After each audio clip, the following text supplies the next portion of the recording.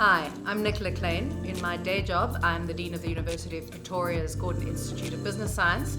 My night job, I am Chair of the AABS Accreditation Committee.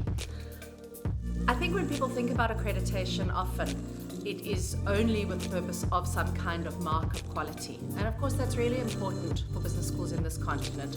But I think there are other aspects of accreditation that make it very important.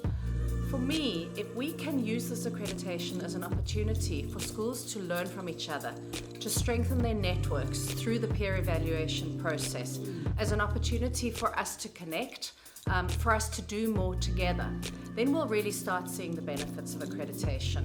And for me, it doesn't matter that we might vary in what we're trying to achieve, in our strategies, in our markets that we're serving. But collectively, this is an opportunity to tap in and to ensure that we maximize Africa's potential.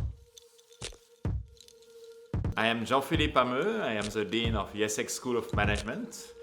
I did a PhD in economics in the University of La Sorbonne in Paris a long time ago. The AABS accreditation is a good news for the world and for Africa, because I think that we need to have an accreditation process for African business schools, which are in a certain context and which are doing very well, and we need to measure the quality of what they do, facing local challenges, business challenges, but societal challenges.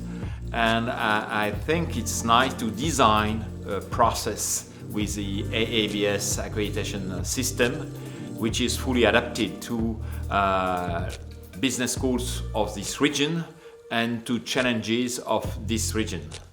One of the challenges of the AABS accreditation system is to differentiate compared to the traditional models as ACSB or EQUIS or AMBA.